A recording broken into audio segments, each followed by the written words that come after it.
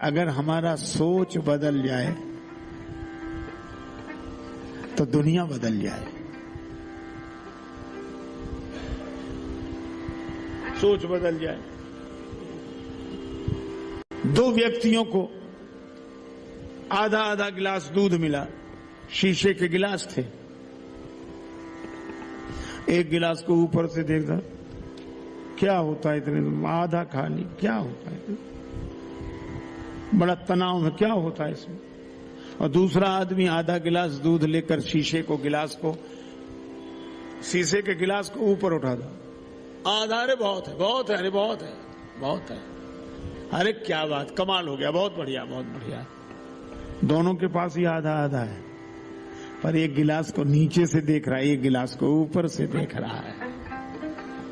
अगर हम लोगों की दृष्टि बदल सके तो सृष्टि चाहे जैसी बनी रहे, हमें आनंद देने वाली ही होगी। एक महात्मा के आश्रम में दो ब्राह्मण देवता ठहरे। श्राद्ध के दिन ब्राह्मणों के निमंत्रण, ब्राह्मण बड़े आनंद में जावे और शाम के लौटे आवे। महात्मा बड़े प्रसन्न, और पंडित जी, अरे महाराज सब आनंद है, आपकी कृपा से सब ठीक चल रहा है। एक दिन दोनों गए निमंत्रण में, एक उदास, एक हंसता हुआ आया। जो उदास था वो महाराज हुआ है, और जो हाँ महाराज हुआ है। महात्मा जी को लगा अलग अलग जगह गए होंगे ये, सो पूछा क्या अलग अलग जगह गए थे? नहीं नहीं, एक ही जगह।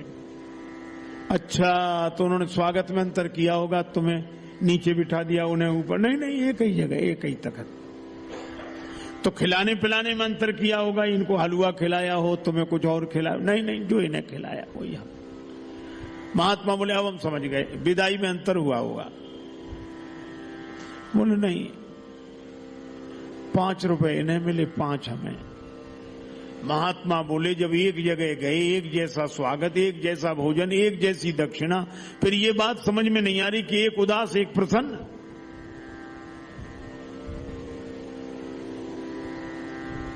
सो जो दुखी था उससे पूछा क्यों दुखी हो? कहने लगा महाराज हम रास्ते पर कल्पना करते गए कि आज बड़े आदमी के घर जा रहे हैं, बड़ा संपन्न आदमी है, धनी आदमी है, तो हम सोच रहे थे कम से कम 11 रुपए तो देगा, और उसने 5 ही दिए, इसलिए हम परेशान हैं। पर दूसरे से पूछा तुम प्रसन्न क्यों? बोले महाराज हम जानते थे है तो बड़ा आदमी, पर बड़ा कंजूस है। हम पहले से जानते थे 2 रुपए से ज्यादा नहीं देगा, और उसने 5 दे दिए। अब बोलो उसको उदास किया किसने और इसको प्रसन्न किया किसने? तभी संत लोग कहते हैं मन एव मनुष्याणाम कारणम बंध मोक्षयो। किसी से मेरी मंजिल का पता पाया नहीं जाता, जहां मैं हूं फरिश्तों से वहां जाया नहीं जाता। मोहब्बत के लिए कुछ खास दिल मखसूस होते हैं, ये वो नगमा है जो हर साज पर गाया नहीं जाता। प्रेमी से पूछो, एक महिला गरीब नहीं थी, अपने बेटे को गोद में लेकर आती।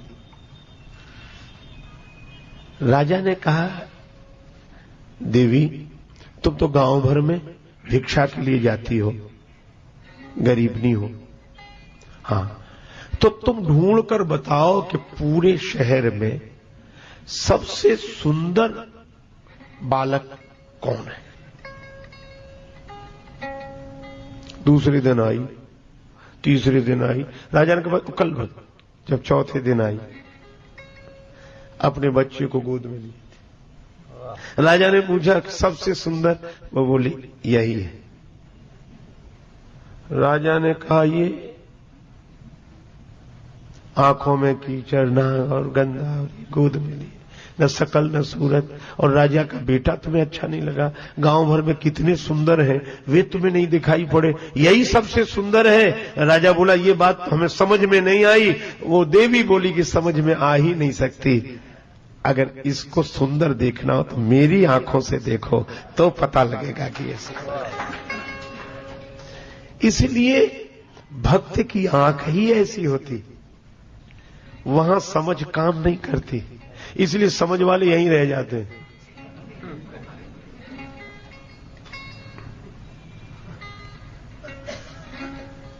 एक आदमी गया गांव में, उसके साथ उसका मित्र था। शहर से गया था, बड़ा पढ़ा लिखा आदमी था, इतना तार्किक, हर बात में तर्क करे, माने ही नहीं कोई बात। अगर ऐसा तो नहीं होना चाहिए, ऐसा होता। परेशान मित्र भी रहे, लेकिन मित्र था, क्या करे। बोले चलो गांव घूम कर आते हैं। गांव में घूमने गए तो एक जगह, जैसे गांव में होता, एक कोल्हू चला रहा था एक आदमी, और बाहर बैठकर तेल बेच रहा था। वो अकेला आदमी अपनी पूरी फैक्ट्री चला रहा था। बैल को कोई हाँकने वाला नहीं था, बैल फिर भी घूम रहा था, कोल्हू का बैल। तो उसने कहा क्यों जी, इस बैल को कोई हाँकने वाला नहीं है, ये बैल चलता कैसे है। तेल बेचने वाला बोला हमने इसकी आंखों पे पट्टी बांध रखी है, इसलिए वो समझता है कि हाँकने वाला पीछे ही है और कोई होता है नहीं, घूम रहा। पर वो तो तार्किक था। बोले ये तो कोई समाधान होगा नहीं, ये भी कोई बात थोड़ी है। क्या बोले ऐसा भी तो हो सकता है कि बैल खड़ा हो जाए और तुम बाहर बैठे हो, तो तुम्हें कैसे पता लगता। वो बोला हमने बैल के गले में घंटी बांध रखी, बैल चलते चलते रुक जाता, समझ जाते हैं कि रुक गया, हम जाकर फिर हाँक देते। इतने पर भी वो नहीं माना। क्या बोला, बोले ये भी कोई बात थोड़ी हुई, ऐसा भी तो हो सकता है कि बैल एक ही जगह खड़ा खड़ा गर्दन हिलाता रहे।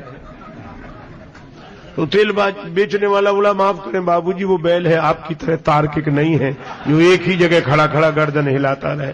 ये कुतर्क करने वाले कहीं नहीं पहुंचते, ये जिंदगी में जहां खड़े वहीं खड़े रहते हैं। भाई इनका एक ही काम है, जहां खड़े थे वहीं खड़े खड़े गर्दन हिलाते हैं। और ये ऐसा नहीं, वो ऐसा नहीं। और भक्त पहुंच जाता है। और इसीलिए भक्त की दृष्टि से देखो। मारुत नंदन मारुत को मन को खगराज को वेग लजायो, पवन का वेग लज्जित किया, फिर मन का वेग लज्जित किया, फिर गरुड़ जी का वेग लज्जित करते हुए श्री हनुमान जी आगे बढ़े। कुछ लोगों को लगता है कि मन तो सबसे ज्यादा वेगवान है, इसको बीच में क्यों रखा, इसको अंत में रखना था। पर श्री तुलसीदास जी कहते हैं कि बीच में ही, ज्यादा वेग वाले को बीच में ही रखो। रेलगाड़ी जब चलती है तो स्टेशन से धीरे धीरे, और पूरे वेग में तो बीच में ही चलती है, अंत में धीरे धीरे रुकती है। तो हनुमान जी ने पहले पवन का वेग लज्जित किया, बीच में मन का वेग लज्जित किया, फिर गरुड़ जी का वेग लज्जित करते करते धीरे धीरे उतर गए, रुक गए। ऐसा थोड़ी एक आदमी कह रहा था कि हमारे भाई इतना बढ़िया बढ़िया गोताखोर हैं, आध घंटे तक पता ही नहीं लगता कहां है। दूसरा बोला कि हमारे भाई तो आध घंटे से भी ज्यादा तक बने रहते हैं पानी में, इतना अभ्यास है। तो उनकी बातें सुनकर एक आध घंटा कह रहा, एक घंटा कह रहा। तो तीसरा आदमी बोला कि हमारे भाई सबसे ज्यादा। कैसे? बोले बहुत बढ़िया गोताखोर। क्यों? बोले जब से डूबे हैं आज तक निकले ही नहीं। इस देहाभिमान से बचने का उपाय अवसर है अनमोल, काम कुछ ऐसा कर जा, पाकर गुरु से ज्ञान यार, मरने से पहले मर जा, अपने घट में बैठ निरंतर नहीं किसी के घर जा, सीता राम नाम सुमिरन कर भव सागर से तर जा, मर जा। अच्छा देखो, नदी में जब डूबता है जिंदा आदमी डूबता, मुर्दा नहीं डूबता। जिंदा हाथ पांव हिलाए बिना नहीं रहता, मुर्दा ना हाथ हिलाए ना पांव, आराम से पार हो जाता है। मस्त राम मुर्दों से बोले हमको कुछ बतलाओगे? मुर्दों में से एक मुर्दा बोला मर जाओ सुख पाओगे। एक राजा ने एक महात्मा से कहा कि नंबर 1 का सौभाग्य हमें बताओ, नंबर 2 का सबको बताना। महात्मा बोले नंबर 1 का सौभाग्य तो खत्म हो गया, नंबर 2 का ही बचा है, कहो तो बता दें। हाँ बताओ। नंबर 1 का सौभाग्य था कि तुम पैदा ही न हुए होते, और नंबर 2 का सौभाग्य कि जितना जल्दी हो सके मर जाओ। उसी बात समझ में नहीं आई, और महात्माओं की बात सबको समझ में नहीं आती। ये इतने महापुरुष विराजमान हैं, इनको जिंदगी का अनुभव है। अरे मुर्दे का जो सहारा ले ले वो पार हो जाता है। तुलसीदास जी तो मुर्दे का सहारा ही लेके जमुना जी पार कर गए। जिसका अहंकार मर चुका है उसका सहारा ले लो, वो स्वयं पार होगा, आपको भी पार करेगा। दक्षिण भारत के बहुत बड़े विद्वान शास्त्रार्थ के लिए काशी में आए कि मैं शास्त्रार्थ करूंगा। विद्वान घबराए, शंकर जी से प्रार्थना की कि आप ही काशी की लज्जा रखो।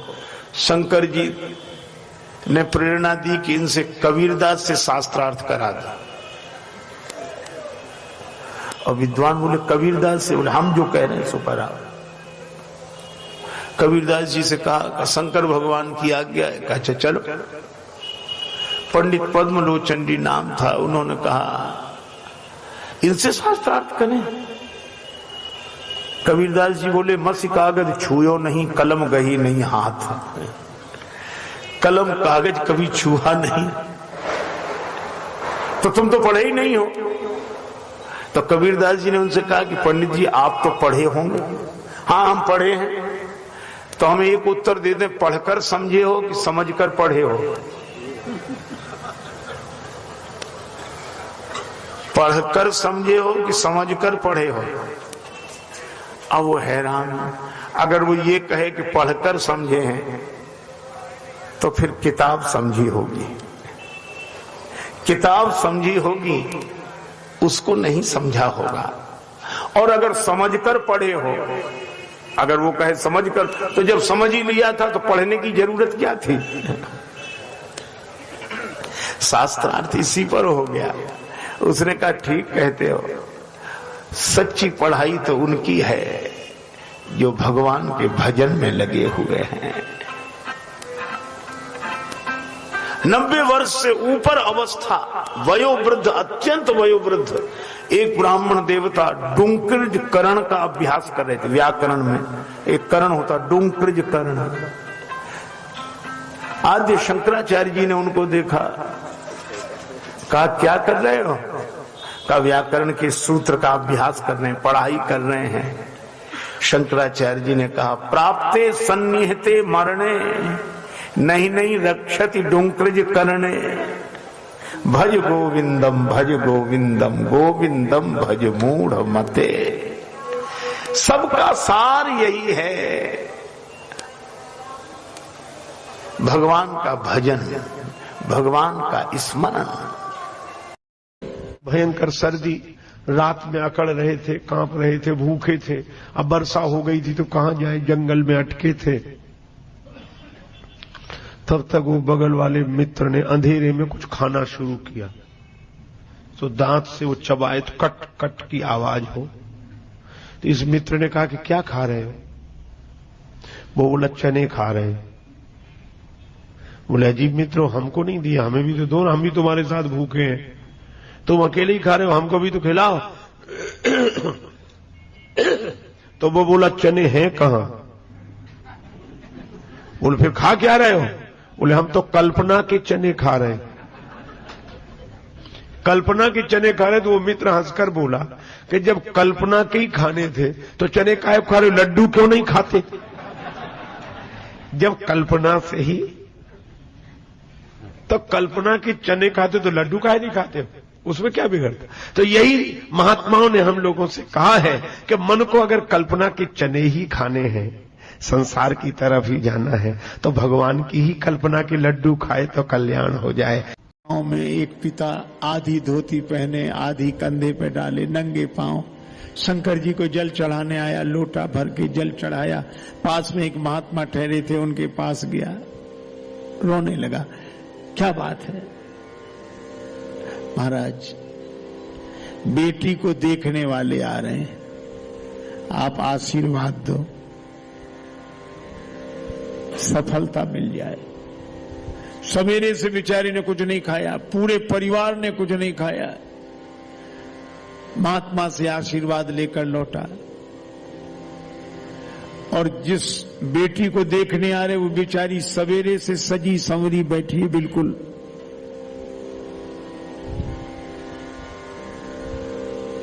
मूर्ति कला की मूर्ति की तरह। आ गए आ गए आ गए आ गए, बैठाओ बैठाओ बैठाओ। अब वो निकली ट्रे में चाय नाश्ता लेकर, उसके साथ और बालिकाएं आई।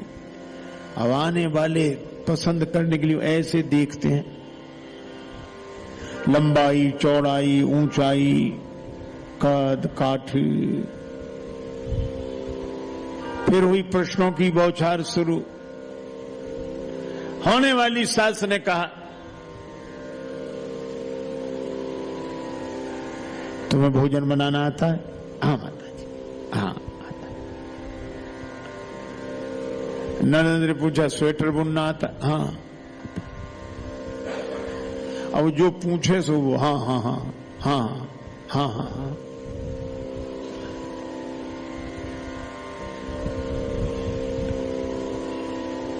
राम राम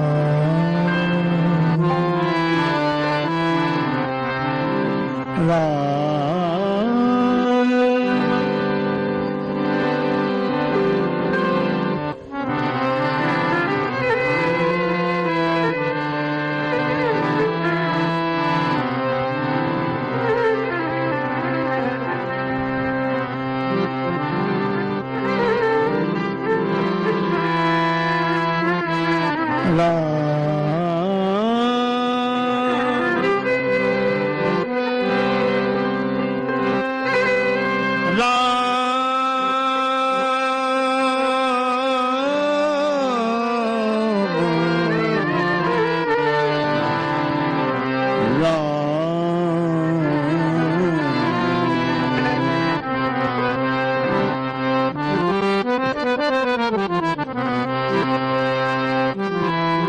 सभी के प्रश्नों का उत्तर वो बालिका देती है।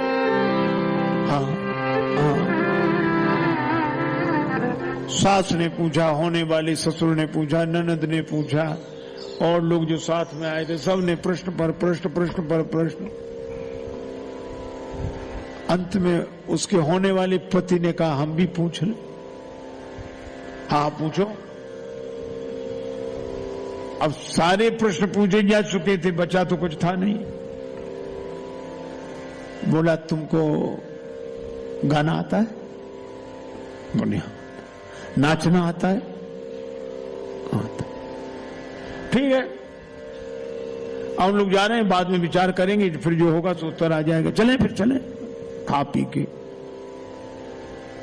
बेचारा पिता देखता रह गया, कोई बात ही नहीं। वो सवेरे से तैयार बैठी बेटी, लेकिन वह भी भारतवर्ष की आर्य ललना थी।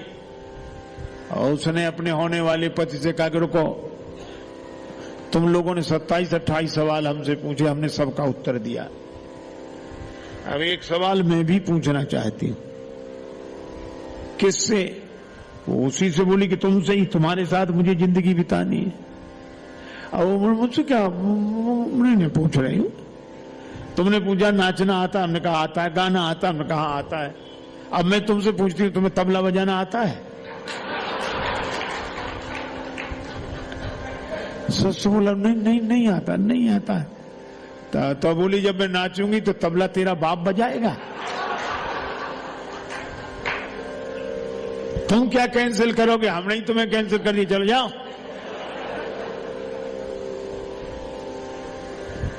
भारतवर्ष की आर्य ललनाओं की स्वाभिमान की संस्कृति होनी चाहिए।